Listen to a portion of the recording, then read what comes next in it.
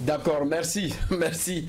Je crois qu'on va passer au deuxième volet de notre émission, Grand Débat. Alors, le deuxième volet, c'est la sortie du président américain Trump. Et selon les médias, le président américain Donald Trump traite plusieurs pays africains de pays de merde. Alors, je voulais qu'on essaie quand même de situer les responsabilités. D'un autre côté, il y a ceux qui accusent Trump. De l'autre côté, il y a ceux qui défendent Trump. Et de l'autre côté, il y a ceux qui font l'histoire de Trump au lieu de laisser Trump lui-même intervenir à la télévision pour faire son histoire, pour qu'on puisse faire les rapports. Alors, M. Kenao, vous avez quand même suivi tous les médias, la sortie aussi des médias sur ce que Donald Trump a dit. Mais il est sorti pour dire qu'il n'a pas traité ces pays de merde et que ce sont les gens qui veulent lui faire dire ça, mais il n'a pas dit ça. Alors, est-ce que vous avez quelque chose à faire comprendre au public, parce que le public a besoin vraiment de votre inspiration? Monsieur Serge Niawa, merci. Bon, moi, quand j'ai écouté les médias, quand j'ai suivi l'affaire sur les médias... D'abord, vous faites partie de quel genre de personnes? Ceux qui ont accusé, ceux qui accusent Trump, ceux qui défendent Trump, ou bien ceux qui font l'histoire de Trump? Laisse-moi intervenir. Allez-y. Après mon intervention, tu pourrais me classifier. D'accord. Me mettre là où tu veux. Allez-y. Vous savez, quand j'ai écouté ça sur les médias, et quand après 2 jours, j'ai entendu qu'il a nié, qu'il a dit, je n'étais pas là-bas, on n'était pas là. Mais une chose est certaine, quelque chose s'est passé dans la salle. Sinon, cette histoire ne sortirait pas comme ça. Je voudrais dire ceci aux Africains et aux Haïtiens, puisque c'est eux qui sont concernés plutôt, le plus. Je ne parlerai pas des Salvadoriens parce que, bon, ça ne me concerne pas, ça me concerne peu. Mais les Haïtiens et les Africains, il y a une histoire qui les lie, puisque nous tous, nous sommes de couleur noire. Et les Haïtiens sont les descendants de l'Afrique. Donc, c'est toujours l'Afrique. Si je veux parler du racisme, de par la définition du mot racisme, Trump est raciste. Puisqu'il est blanc, l'Afrique est noire. Et c'est négativement qu'il a dit. Il n'a pas applaudi les Africains, il n'a pas félicité les Africains. Vous voulez parler de cette sortie? De cette sortie. Est-ce que vous avez vu réellement Trump devant la télévision sortir de cette réserve-là? C'est ce que j'ai dit, que je n'étais pas là. D'accord, donc vous voulez situer ça sur 2 points. Sur 2 points. La première partie, Trump a dit ça. Maintenant, la deuxième partie, il n'a pas dit, et vous allez développer. Allez-y. Même s'il a dit, quelles sont les implications de cela? C'est comme ça un journaliste doit raisonner. Allez-y. Donc, sur ce plan, je peux dire qu'il est raciste. Ou bien, du moins, il a tenu des propos racistes. Mais une chose est certaine, ça peut m'amener à m'énerver. Ça peut m'amener à dire ceci, à dire cela, à le condamner. Mais, encore une fois, est-ce que c'est la première fois que nous entendons ces propos-là? Ou bien c'est parce que ces propos-là viennent d'une personne de haut niveau? Sinon, ces propos-là, nous les entendons dans les restaurants ici aux États-Unis, dans les rues, dans les églises, dans les amphis, à l'université. Même les enseignants noirs le vivent, de par le salaire, de par les traitements qu'on leur accorde, de par les positions. Même les Africains de la diaspora, nous tous, nous le vivons. Vous comprenez? Donc, ce n'est pas quelque chose de nouveau. Mais là où ça devient nouveau, compliqué, c'est quand la classe politique américaine, soudainement, s'est intéressée à l'Afrique. Soudainement. Alors que ce sont ces mêmes personnes-là qui disent les mêmes propos tous les jours. C'est là que je me suis posé la question. Et ça m'a amené à réellement analyser les propos dans le sens, disons, qu'ils les ont dit. je me suis mis d'accord, je me suis dit que bon, maintenant il a dit cela. Et quelles sont les implications pour nous, Africains? D'abord, il faut se poser la question, qu'est-ce que c'est que le pays de merde? Qu'est-ce que c'est que la merde même? Qu'est-ce que c'est que la merde même? Parce que je voulais un peu vous emboîter le pas pour dire, on était là, un professeur français qui expliquait ce que c'est que la merde, c'est ce qui est réellement, vous m'excusez, sur le vagin. C'est-à-dire, la saleté qui est sur le vagin. Voilà. C'est ce qu'on appelle la merde. Maintenant, ce mot merde, parce que en anglais ça a été shit up. Ouais. Comment cela a été interprété par aujourd'hui ceux qui parlent le français et qui parlent de pays merde? Est-ce que cela, Trump l'a réellement dit? Voilà. C'est là que je voudrais revenir. Allez-y. C'est-à-dire que quand vous prenez la définition même de merde, il y a ça sur plusieurs plans. Mais le mot merde dont il parle, c'est le manque d'organisation. C'est le manque d'organisation de ces pays-là. Même s'il avait dit. Mais c'est ce que je dis. Moi, je me suis situé dans la logique qu'il a dit. Même si... C'est ça. C'est l'organisation de ces pays-là. D'abord, Trump, c'est un homme d'intérêt. C'est un homme de business. Il ne regarde pas si vous êtes noir, blanc, rouge ou bleu. Mais si vous lui apportez quelque chose de grand, d'important, il accepte. La preuve, et beaucoup d'Africains ne le savent pas. Le pays Haïti, Trump a donné de l'argent à ce républicain Paul Réan Paul, d'aller, il est docteur, d'aller traiter la population haïtienne. Avant d'être président, s'il était raciste, il n'avait pas donné l'argent pour qu'on aille traiter, soigner les Haïtiens. 1. 2. La merde. Si nous prenons les pays africains, tous les pays africains, certains ont parlé de l'Afrique du Sud. Regardez l'Afrique du Sud de Zuma. Tous les pays africains, est-ce que le Togo a des hôpitaux de non? Je pose cette question à tous les Togolais et à la diaspora togolaise. Est-ce que si vous êtes malade, vous allez à l'hôpital de Lomé, on va vous soigner sérieusement? Non. Si vous répondez par non, donc vous donnez raison à Trump. Mais si vous dites oui, là vous pouvez l'accuser. 2. Est-ce que nous avons les infrastructures? Non. Peu de pays en ont. 3. Est-ce qu'on a de la démocratie et de l'état de droit? Non. Est-ce qu'on a suffisamment d'emplois pour la jeunesse? Non. La liste, elle est longue. Est-ce que les élections sont respectées? Elles sont transparentes? Non. Est-ce que la succession au pouvoir, c'est démocratiquement? Est-ce qu'il y a alternance? Non. Si nous allons, la liste, elle est extensive, elle est longue. Alors, si nous nous mettons... Et qui sont ceux-là qui frappent à la porte de l'immigration matin, midi, soir? C'est encore nous. Mais si on se place sur ce point-là, on peut se donner, honnêtement, on peut avoir une part de responsabilité dans ce qu'il a dit. Je ne le donne pas raison parce que la vérité, elle blesse. Même si je suis vilain, je ne voudrais pas que vous me disiez que je suis vilain. Ça me fait pas, c'est pas bon. Même si je le sais moi-même. Donc, sur ce plan-là, je peux dire qu'il a mal fait. Mais quand nous mettons les choses dans les faits, dans la pratique, c'est à nous de prendre responsabilité. J'ai appelé ça dans l'une de mes émissions Wake Up Call. C'est un appel d'éveil, de réveil de la conscience africaine. Pour que si nos chefs d'État sont vraiment conscients, s'ils sont fâchés contre ces propos de Donald Trump, qu'ils le prouvent.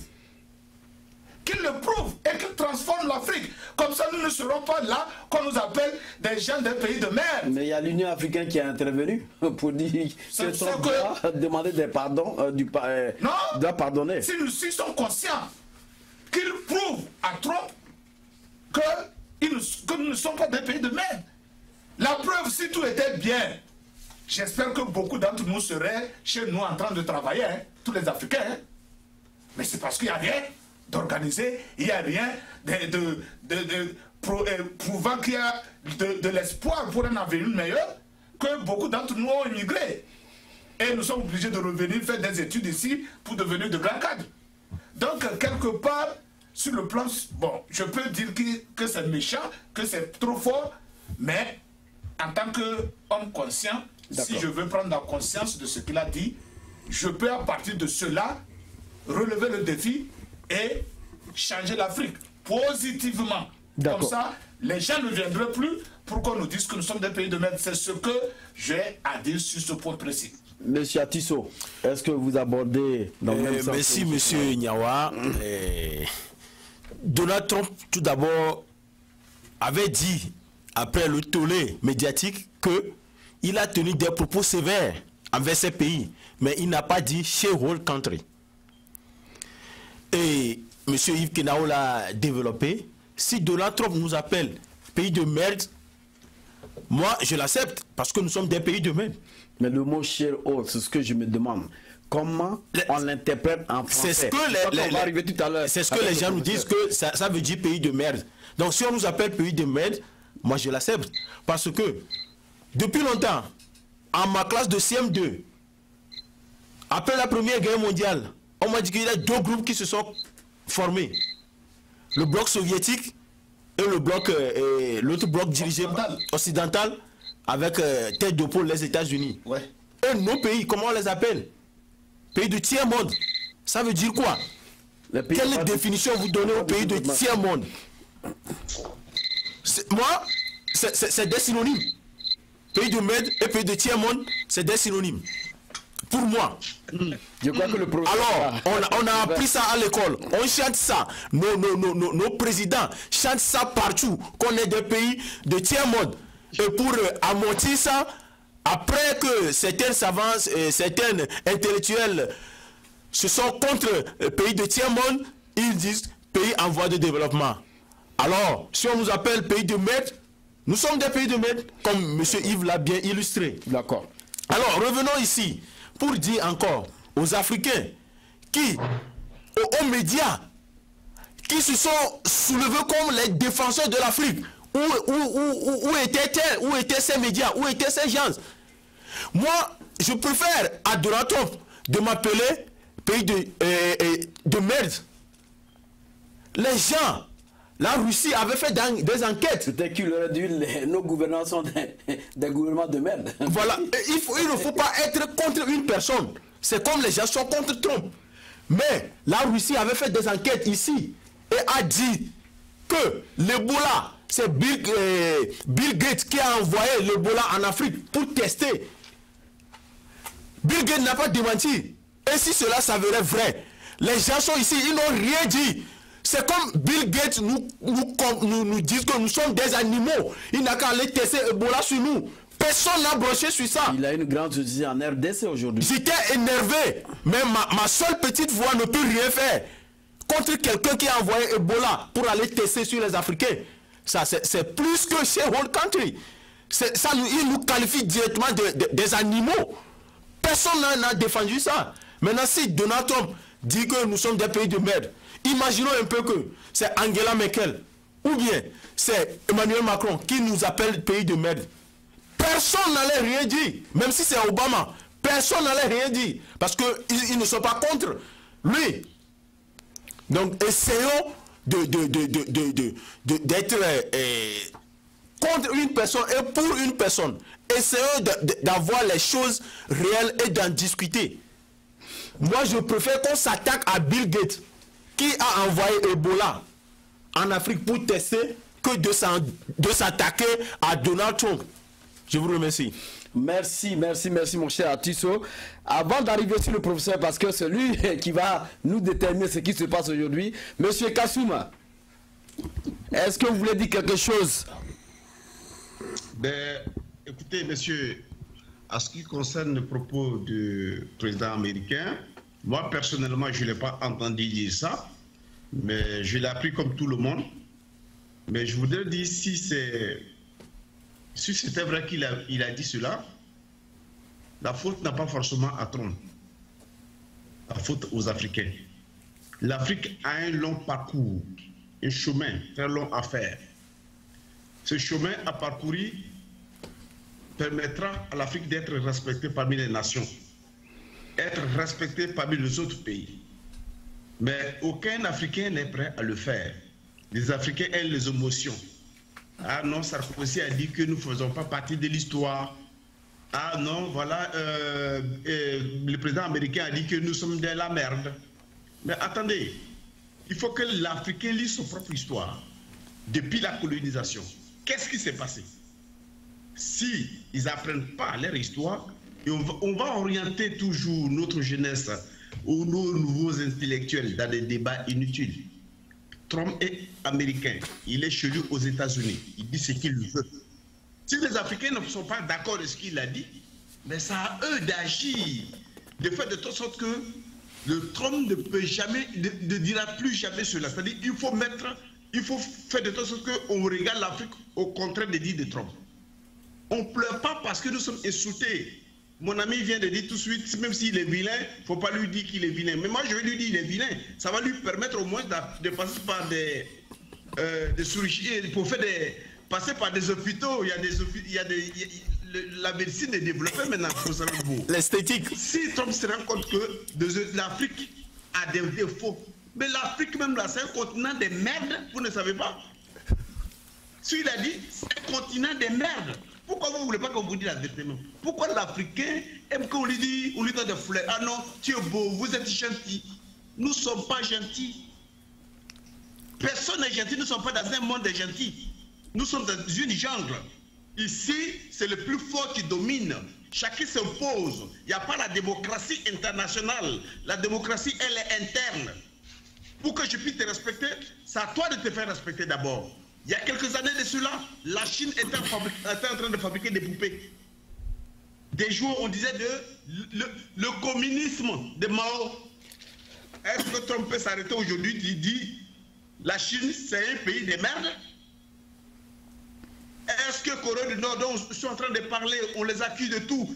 Est-ce que Trump peut dire que Corée du Nord, c'est un pays de merde? Mais s'il vous dit ça, vous, pourquoi vous ne posez pas la question, ça nous, on nous le dit? C'est là qui va réveiller la conscience des Africains au lieu de pleurer tout le temps quand on entend quelque chose. Aujourd'hui, l'histoire de l'homme noir, on n'a jamais cherché à expliquer. On n'a jamais accepté à expliquer cette histoire. Pour nous, rendre des esclaves aux yeux du monde, il y a du travail qui a été fait dans le mental de chacun d'entre nous. Et aujourd'hui, depuis ces temps-là, après l'esclavage, on n'a pas fait un travail pour enlever ça dans la tête des petits blancs. Ils ont grandi avec. Alors si Trump, dans sa tête, il a encore ça et qu'ils vous le disent, pourquoi vous l'accusez? C'est à nous de faire un travail pour se faire respecter aux yeux du monde. Mais on n'a rien fait. Donc si Trump l'a dit, mais ça dépend de son milieu et de la façon dont il regarde l'Afrique. Et ce qu'il voit de l'Afrique. Et si l'Africain n'est pas content de dire de Trump, ça revient à lui de lui prouver le contraire. Voilà ce que j'ai dit. D'accord, d'accord, merci mon cher Kassoum. Professeur, oui. Est-ce que vous êtes en ligne? Oui, je suis en ligne. D'accord, on va passer d'abord la parole à Adolphe Danga et on revient à vous parce que vous êtes le professeur, vous allez vraiment nous faire un cours, une leçon avec tout ce que nous avons vécu. Donc Adolphe, est-ce que vous voulez dire quelque chose sur la sortie de Trump, le président américain? J'ai beaucoup de choses à dire, mais mes prédécesseurs ont dit une partie de ce que j'ai. Et premièrement, la vérité blesse. Et si c'est vrai que ce mot était sorti de la bouche de notre président Trump, en tout cas moi, d'une part, je ne suis pas d'accord parce que ça ne me plaît pas que ce mot sorte. Et personne n'est content quand on l'insulte, n'est-ce pas? Mais d'une part, et ceci doit nous donner une leçon. Que pourquoi nous a insultés ainsi? Bien, la question de savoir si le président Donald Trump est raciste, je l'ai expliqué l'autre fois avec M. Yves Kenao.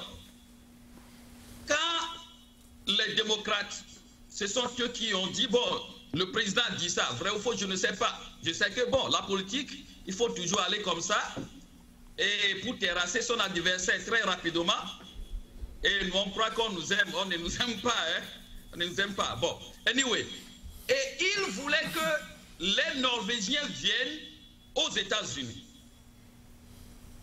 So, la question premièrement, c'est parce qu'on a dit Haïti et les Africains parce que nous avons la peau noire et Donald Trump est blanc. On peut voir ça sur le regard du racisme. Parce que c'est blanc contre noir. Mais d'une part, pourquoi ils préféraient les Norvégiens aux Africains? Est-ce que c'est parce qu'ils ont cette peau blanche là-bas? Moi, je dis non. Si. Ce n'est pas question de couleur pour les Norvégiens. Si, c'est ça. Si eux, ils étaient très pauvres, quelle que soit leur couleur, mais Donald Trump n'allait jamais préférer les Norvégiens aux Africains. Est-ce que vous me comprenez? So, le vrai problème aujourd'hui, c'est la faiblesse, c'est la pauvreté des Africains. Et aussi le fait que nous sommes là, ces présidents nous envoient l'argent, nous prenons la plus grande partie de l'argent, on met ça dans la poche, ou bien on retourne dans leur banque. Ils connaissent tout. Et c'est pour cela que nous n'avons pas de respect. Les Norvégiens, selon ce que je comprends du président Donald Trump, c'est parce que c'est un pays développé aussi. C'est vrai que les Africains, oui, nous sommes intelligents aussi, mais on va voir la pratique. C'est la pratique qui compte. Donc, Norvège, regardez comment ce pays est développé. Et j'ai appris que quelques Norvégiens même disaient qu'ils ne veulent pas rester aux États-Unis. Ils vont préférer rester chez eux parce que healthcare est gratuit, tout ça là. Donc, moi je vais dire le vrai problème de l'Afrique et Haïti, c'est le fait que nous nous faisons pauvres, nous ne sommes pas en réalité pauvres. Et nous ne respectons pas. Les autres ne pourront jamais nous respecter. Le respect ne se décrète pas. Le respect se gagne à travers ce que tu fais. Aux États-Unis ici, quel que soit, c'est vrai, bon, il y a discrimination de part autre, il y a racisme de part autre, mais il y a des Noirs qui excellent dans ce pays et on les respecte bien. On les respecte bien. Donc, moi, je dirais qu'en réalité, ce n'est pas question du racisme, mais c'est question du fait que nous, les Africains, nous ne voulons rien faire et on veut qu'on nous respecte, alors que nous ne voulons pas développer nos pays. C'est ça qui peut-être a poussé le président à dire ça s'il a réellement dit. D'accord. Merci. D'accord, merci, Massim Chadov Danga. Okay. Le professeur. Je pense que M. Nassona a quelque chose, oui. Non? Adolphe, vous continuez ou bien? Non. On ne vous attend pas, hein? Ok, je disais que c'est comme M. Klassouna a une question pour moi. Non. Non, je ne pense pas, hein? Je ne pense pas. Okay. Est-ce que vous avez fini? Oui, j'ai fini. D'accord, merci. Le professeur, est-ce que vous m'attendez? Oui, je vous entends très bien. Vous avez quand même, vous avez suivi tout ce qui s'est passé dans les médias. Vous avez votre réaction, mais avant de donner cette réaction, quelle est l'exacte traduction du terme vulgaire Shiltot Countries? Parce que nous avons vu qu'il y a eu beaucoup de traductions. Alors on voulait quand même en savoir plus de vous. D'abord, c'est un terme vulgaire, vraiment, comme on le dit, le slang, ici, que les gens utilisent, qui normalement n'est pas utilisé par des gens assez responsables. Excusez-moi le terme. C'est utilisé par des gens vulgaires aussi. Mais c'est un terme qui signifie un endroit extrêmement insalubre et du point que personne ne voudra y habiter ou y résider. Bon, c'est en définition simple, c'est ce que je veux dire. Un endroit extrêmement sale, répugnant au point que personne ne voudra y être à côté ou bien y résider ou bien y habiter. Voilà. Maintenant, seulement le président américain sait ce qu'il a en tête avant d'utiliser le terme là. pour les pays africains. Parce qu'il a dit les Haïtiens, tous les Haïtiens ont le sida et les Africains, bon, les pays africains sont les pays de merde. C'est ce qu'il a dit. Moi, je suis un peu étonné. Et je vais le professeur, ouais. Est-ce que vous avez vu le président Donald Trump à la télévision vous dire que les pays africains sont des pays de merde? S'il vous plaît, il y a des sénateurs que je respecte, que tout le monde respecte. Le sénateur Schumer, qui est démocrate, et le sénateur, comment on l'appelle, Lindsey Graham, qui est républicain de la Caroline du Sud, qui était présent, qui l'ont confirmé.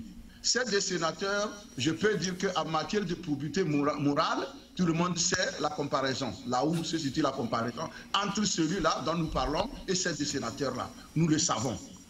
Donc, je préfère aller avec ceux-là qui, au moins, ont la chance de dire la vérité, que celui-là qui a plus de chances de mentir, comme on le constate. Par conséquent, je dis que les deux sénateurs, ce qu'ils ont dit, ce qu'ils ont rapporté, on suppose que le mot-là a été prononcé par le président, qui d'ailleurs ne l'a pas dit, il a dit. Je sais que j'ai dit quelque chose de très sévère envers ce pays-là, mais ce n'est pas ce que j'ai dit. Mais il n'a jamais dit ce qu'il a dit en réalité. Ça veut dire que quelque part, ce qu'il a dit est ce qu'on nous a rapporté. Il n'y a plus de doute par rapport à est-ce qu'il a dit ou il ne l'a pas dit. Non, non, il n'y a plus de doute. Il a même confié dans un cercle un peu réduit que lui, en disant ce mot-là, il sera encore embrassé par sa base. Il a fait pour sa base. Sa base qui ferme les yeux, tête baissée, sourd avec le mien, pour supporter même l'insupportable. Ce petit noyau-là, ils vont être contents, puisque c'est ce qu'ils pensent. Maintenant, ce que je regrette, c'est que tous les panafricains ce soir, sur ce plateau, m'ont surpris d'avoir voulu accorder des circonstances atténuantes assez racistes. Il faut le dire. Vous savez, je vais vous dire quelque chose. Il y a ce qu'on appelle discours colonial, discours raciste. Les deux discours sont un même discours. Il consiste à dénigrer, déshumaniser l'Africain pour justifier le traitement qu'on lui donne après. Avant la traite des nègres, ce discours a existé. Avant la colonisation, ce discours a existé. C'est-à-dire qu'on essaie de présenter l'Africain comme un animal. En 1235, au moment où l'Empire du Mali, avec Sundiata Keita, avait déjà organisé cet empire-là, il y avait comment l'appelle-t-on, un religieux italien qui a publié un livre où il a décrit les Africains, les Noirs, comme des êtres avec un seul pied et qui pouvaient utiliser le seul pied-là pour couvrir tout leur corps. Cette description de zombies, c'était pour donner raison à la traite négrière d'aller ramasser ces animaux-là et les maltraiter. Après, il y a eu des romans qui sont sortis. Il y a un livre qui est sorti en 1899 par un Polonais à la personne de Konrad Joseph, qui a écrit Le cœur des ténèbres. La description des Congolais d'Isaïe, en ce moment-là, c'était au moment où Léopold II avait la même mise sur les Zaïre.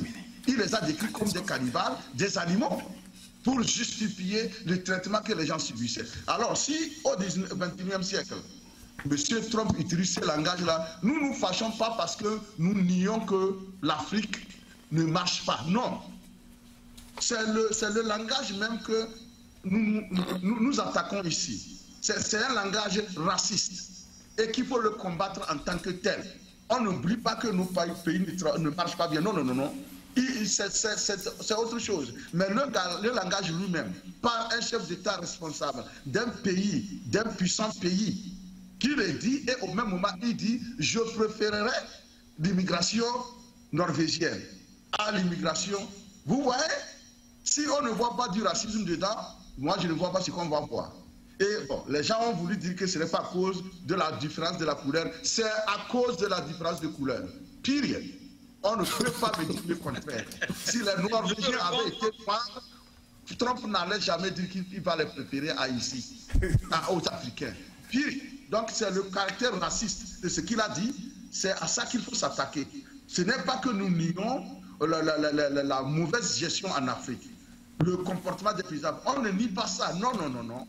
Mais nous nions le langage d'un homme au XXIe siècle. Un langage qu'il faut condamner d'où qu'il vient parce que ce n'est pas un langage humain.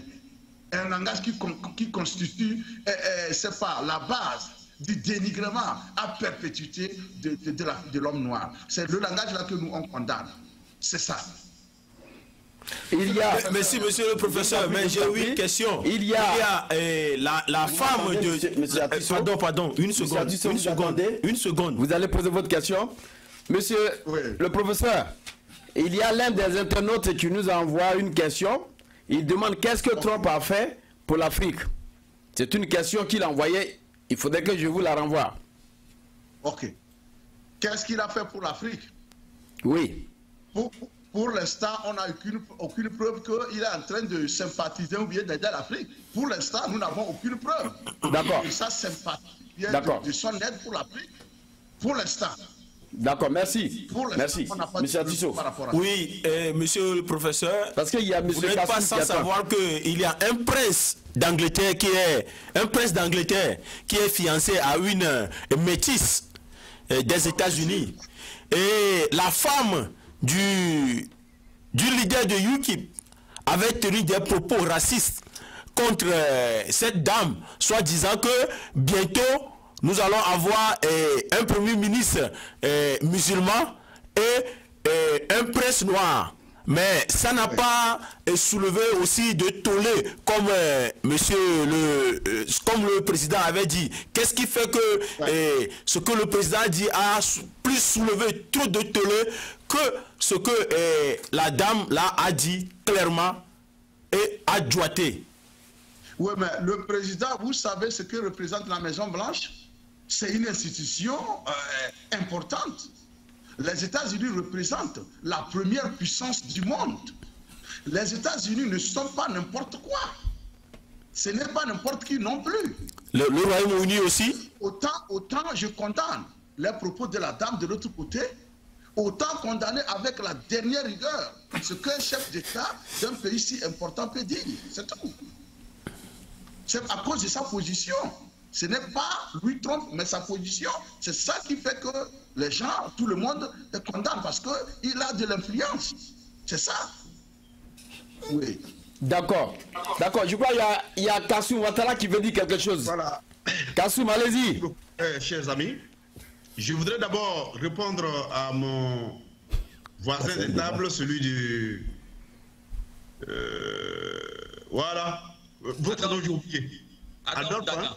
Voilà. Monsieur Daga, vous avez dit tout à l'heure que ce n'est pas du racisme, le comportement de Trump, surtout quand il demande que les Norvégiens immigrent aux États-Unis. Ce n'est pas seulement les États-Unis, ce n'est pas la personne de Trump. Il y a un système. Et pour ça, suivez-moi très bien. Et vous, ça va vous permettre de comprendre les panafricains. Parce que j'ai l'impression que vous ne comprenez pas du tout. Alors, il y a du racisme.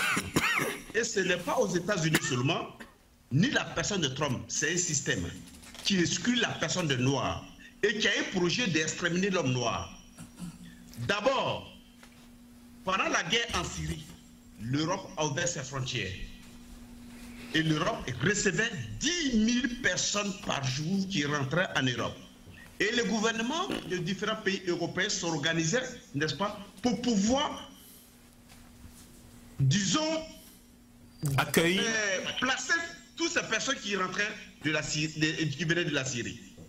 Pendant ce temps, chers amis, il y avait un bateau qui a coulé en pleine mer 6 000 personnes. Et les personnes qui traversaient, qui rentraient en Europe, on les ramenait. Ouais. Et pourquoi? Ceux qui fuient l'Afrique, ils fuient aussi la guerre. Ceux qui fuient l'Afrique, ils fuient la pauvreté. Ceux qui fuient l'Afrique, ils ont les mêmes problèmes que les personnes qui viennent de la Syrie. Et de la Syrie même, il ne fallait pas les prendre. Parce qu'on ne sait pas qui est terroriste, qui ne l'est pas. Mais l'Europe n'a pas cherché à le comprendre.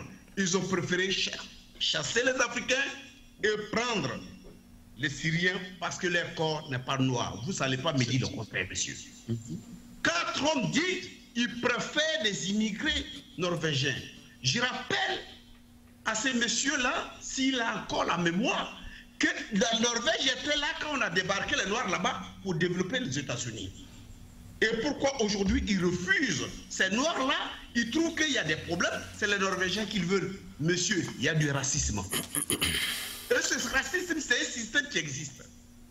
Monsieur le professeur, je suis en face de vous maintenant. Vous me comprenez? Alors, vous avez dit, monsieur Carlos, vous avez dit tout à l'heure que vous étiez surpris. Mais vous pouvez être surpris, monsieur le professeur, parce que nous autres, les panafricains, nous ne sommes pas dans l'émotion. Nous sommes dans une réalité et des choses palpables. Pourquoi? Mon voisin de table, ceux qui sont à la table, monsieur Binao, c'est ça, hein? Monsieur Kenao Yves. Il a dit, voilà, il a dit que dans ses propos, vous avez jugé que c'est comme Trump n'avait pas droit de parler aux Africains comme ça, parce que c'est une puissance américaine, parce que ils sont puissants. Et monsieur, Trump est aux États-Unis et il dit ce qu'il veut. Vous n'êtes pas content, ça change quoi? Est-ce que si demain matin Trump veut redire la même chose, vous pouvez la pêcher? C'est ça, le problème des Africains.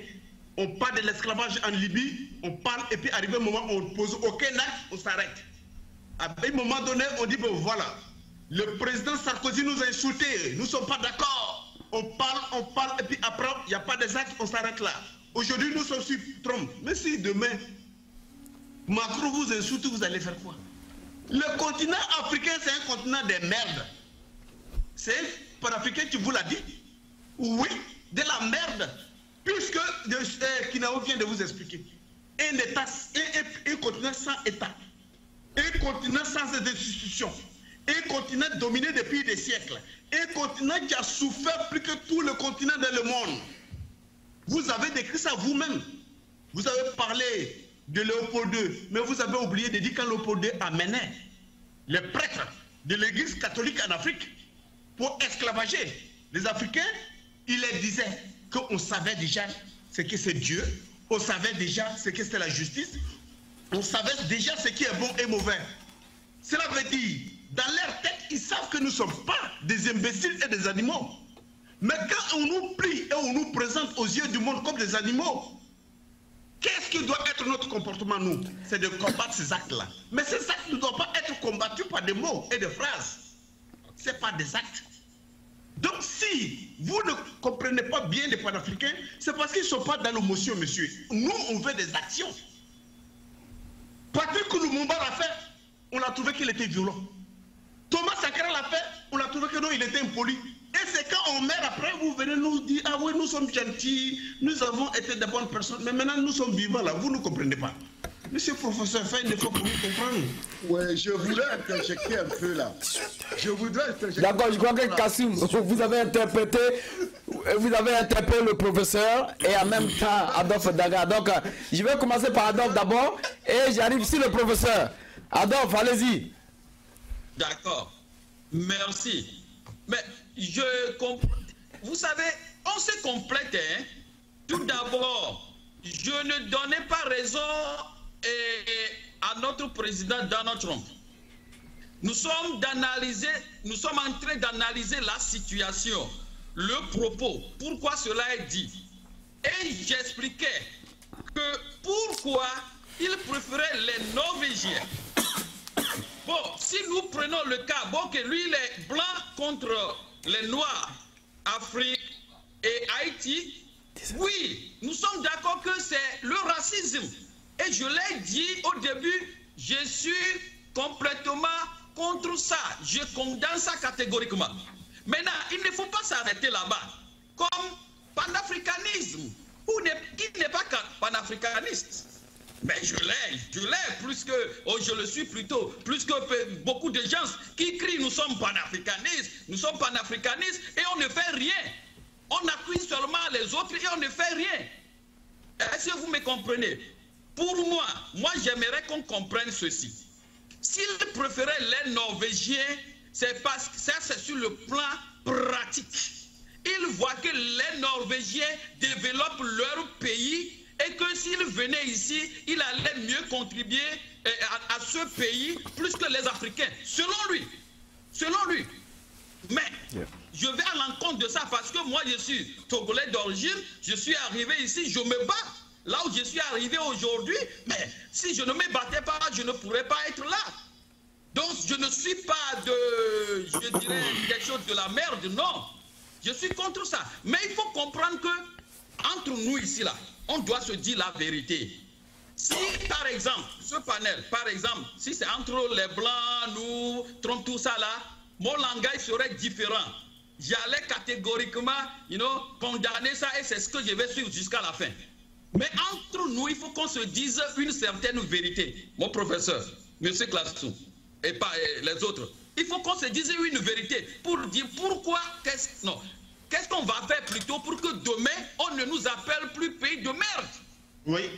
Ok, le président Alpha Condé, qui condamnait les propos l'autre fois, oui, c'est bon. Mais quand on l'avait interviewé, pourquoi l'Afrique ne volait pas tout ça là? Mais il justifiait cela par l'esclavage. Oui, l'esclavage a fait que l'Afrique est en retard, c'est vrai. Mais cela ne veut pas dire que nous devons être toujours en retard jusqu'au 21e siècle. Aujourd'hui, à cet état où nous sommes, où quand vous sortez pour défendre votre droit, on vous tue, on vous prend, on vous maltraite. Vous savez ce qui se passe en Afrique? Vous savez comment nous nous maltraitons en Afrique? Vous ne savez pas que nous sommes plus à l'aise ici? Regardez, même cette hypo. Et nous sommes des professeurs, nous enseignons. Mais ce n'est pas facile, mais pourtant, regardez ce qui se passe au pays. La manière dont nous nous maltraitons. Et ces gens, ils suivent, ils connaissent tout. Mais entre nous, nous devons nous dire certains secrets. Mes frères, je condamne les propos du président Donald Trump.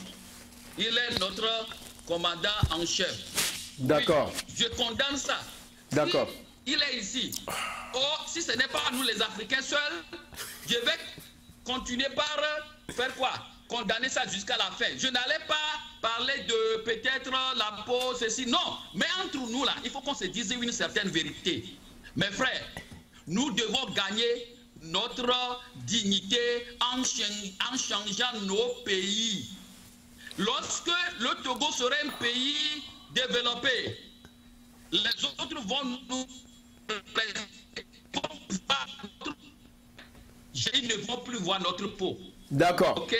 D'accord. C'est ce que j'aimerais expliquer. Que, merci. Monsieur le professeur, ne soyez pas surpris. Est-ce que vous me comprenez? Nous, on doit faire l'analyse. On ne doit pas juste condamner Trump et se taire comme ça. On doit voir l'autre côté. Si c'est l'Afrique qui devient un continent le plus développé aujourd'hui, ne croyez-vous pas que les Blancs vont nous respecter? Ne croyez-vous pas qu'ils ne vont jamais dire ces genre de propos? Monsieur le professeur, vous enseignez à l'université, mais les étudiants blancs, ils vous respectent parce que vous connaissez. Oui. D'accord. Si on ne vaut rien, on ne va pas nous respecter. Mes frères, c'est ce que j'aimerais comprendre, vous faire comprendre. Je suis panafricaniste. Je sais comment je dois être panafricaniste, pas juste crier les blancs. Chaque fois que vous parlez en africain, oh c'est les blancs, hein. J'ai parlé à un Haïtien, il était venu ici, il dit, oh ces blancs-là, ils ne veulent pas que Haïti développe. Toujours. Est-ce que c'est les blancs qui sont des présidents là-bas? Papa Doc, Baby Doc. Ils ont tué beaucoup de gens là-bas. Ils ont ramassé beaucoup d'argent là-bas. Est-ce que c'est les blancs? Vous allez me dire que c'est les blancs qui leur a demandé de faire ça et ils vont accepter? Non, c'est nous d'abord. C'est ce que je veux vous faire comprendre. Merci. D'accord. On va passer la parole au professeur parce qu'il a été indexé. Le professeur. D'abord, je voudrais dire que être panafricaniste n'est ni porter un habit sur lequel on lit panafricaniste, ni crier sa tigritude, comme le dirait Wolo Seyeka. Donc le tigre ne crie pas sa tigritude, il bondit sur son froid et la dévore. J'aurais souhaité que monsieur le panafricaniste présent ici puisse me dire des actes qu'ils ont posés concrètement pour, n'est-ce pas, empêcher que de ces mots ne soient dits dans le futur à l'endroit de l'Afrique. parce que je n'ai vu aucun acte posé. Et moi, au moins, je me suis permis de condamner. Et je vous accusais le fait que vous avez choisi de garder le silence. Alors, vous me dites que non, s'il vous plaît, vous me dites que non, il ne s'agit pas de condamner, ce ne sont pas des mots. C'est des actes. Alors, donnez-moi, montrez-moi les actes là que vous avez posés, qui me montrent que vraiment, votre panafricanisme n'est pas celui-là qu'on porte sur la vie, ou bien n'est pas seulement... Si c'est une question, moi je vous réponds. Hein. Jusque-là... La question d'abord. Non, jusque-là, vous n'avez rien fait comme acte concret. Non, je vais vous répondre. Alors, monsieur, nous les panafricains, nous ne sommes pas au pouvoir en Afrique. C'est vos idées qui dominent l'Afrique. Sur le plan, s'il vous plaît.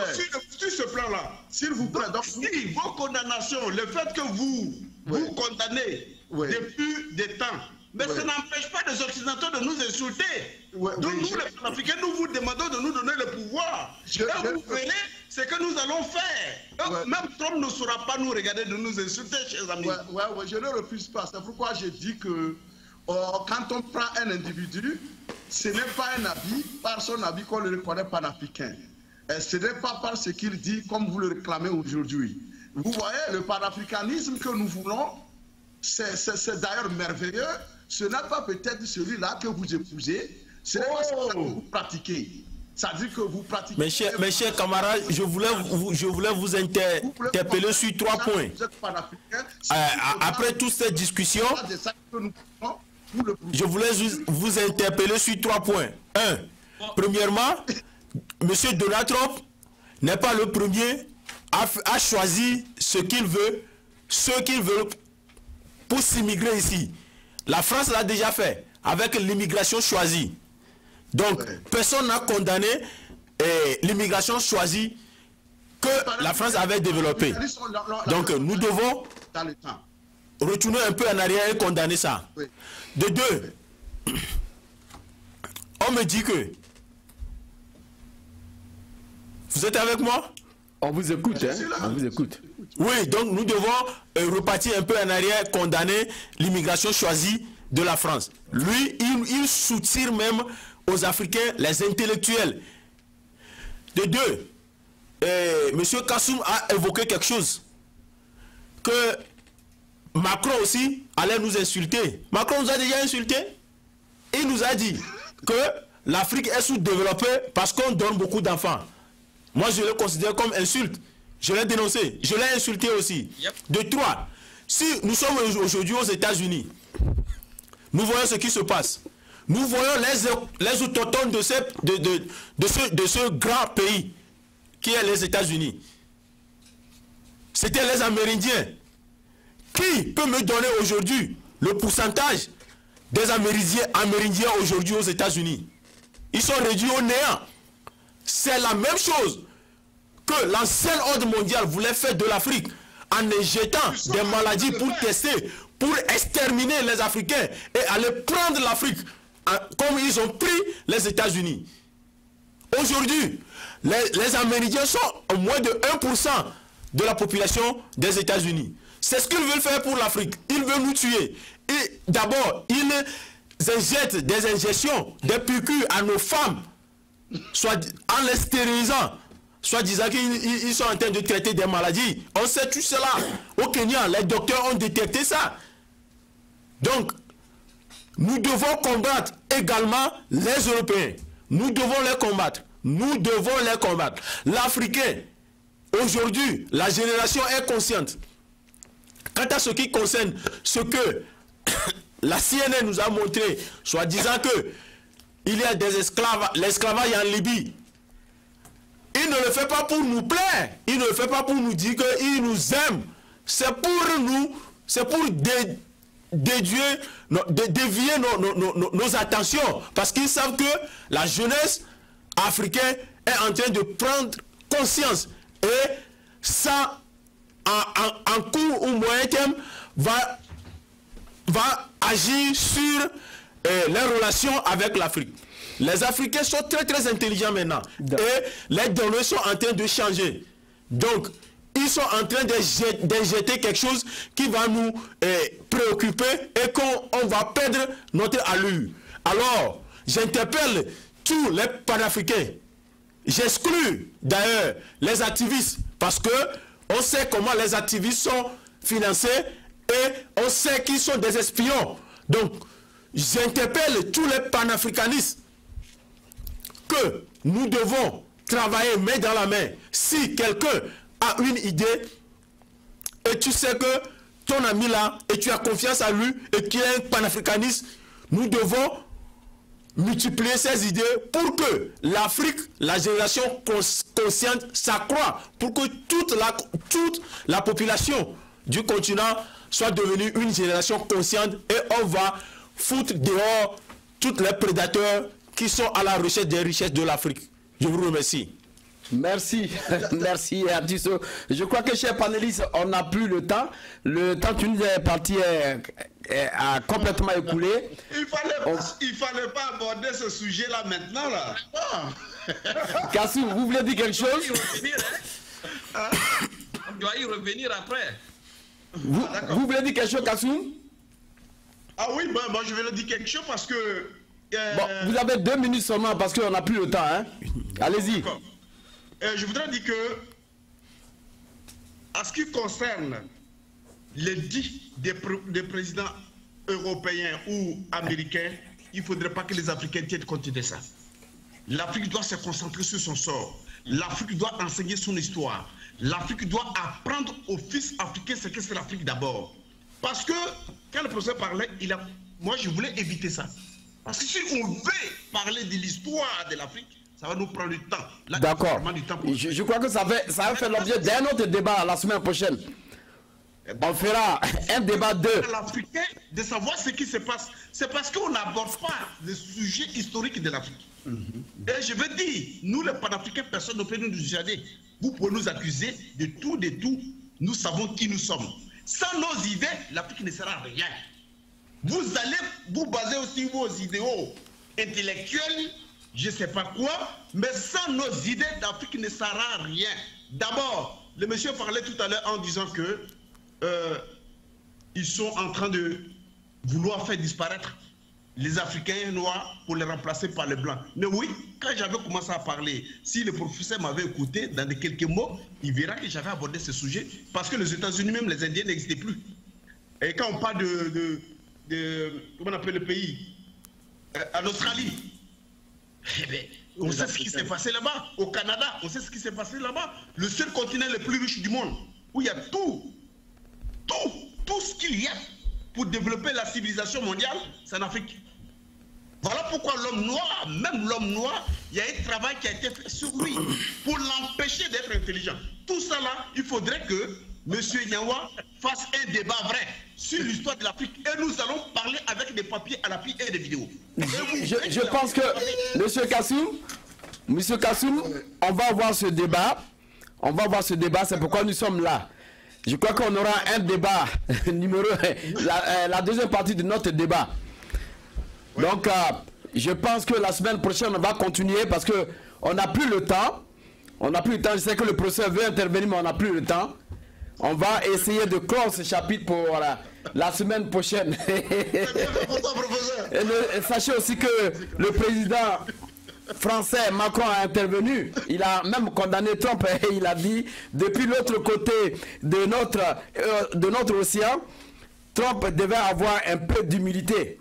Monsieur le président américain, n'oubliez jamais que si vous êtes une nation libre, c'est parce que des ambitieux sont partis de cette terre avec l'amour de la liberté, avec le même rêve, le rêve français, le rêve européen, a d'abord lancé l'ancien ministre.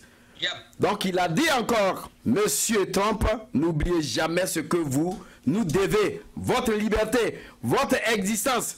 Regardez votre histoire, c'est la nôtre, a conclu donc le président français Emmanuel Macron. Je crois que vous attendez impatiemment, mesdames et messieurs. Effectivement, nous avons expliqué ce mot. Hein, qu'est-ce qu'un pays de merde? Effectivement, c'est un pays où l'espérance de vie est en dessus de 45 ans parce que le système de santé est un vaste mouroir, l'instabilité est vertu et la salubrité déficience, l'indiscipline est qualifiée et la discipline est à défaut, la corruption est érigée en valeur régissant la gestion du bien public, les élections ne disent jamais la vérité des urnes, des parvenus patronnes au sommet de l'État, on utilise les armes de l'État pour régler les problèmes personnels, aucune loi n'est respectée. Mesdames et messieurs, quand on a tout ça, on dit que la télévision nationale est toujours apologiste du parti au pouvoir, on mange une fois par jour et on a tous les problèmes. Voilà en gros ce qu'est un pays de merde. Si ces faits correspondent à l'état actuel, à l'état actuel dans lequel vous vivez, alors arrêtez de dire que Trump vous a insulté. Il n'a fait que dire ce que l'hypocrisie refuse d'admettre. Mesdames et messieurs, je voulais terminer sur ce thème pour vous donner rendez-vous la semaine prochaine dans ce même studio pour continuer ce grand débat qui a commencé. Merci à Malik Sall qui a fait la réalisation de cette émission. Quant à moi, Serge Niawa, encore une fois de plus, je vous donne rendez-vous la semaine prochaine. Au revoir. Nous voulons la paix. Voilà. On parle des droits de l'homme, des droits de l'homme. Oui. Quand il n'y a pas de paix, il n'y a pas de droits de l'homme. Soyons sérieux. Yeah!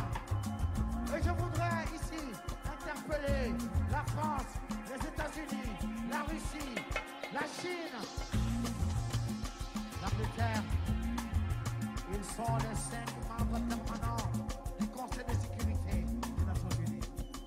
C'est eux qui doivent amener la paix. Mais malheureusement, ce sont les 5 qui sont les plus grands marchands d'armes sur la terre. Mon frère Sarkozy, tu dis que l'Afrique n'est pas entrée dans l'histoire. Et je voudrais te donner une chance unique pour entrer dans l'histoire pour l'éternité. L'abolition, l'abolition.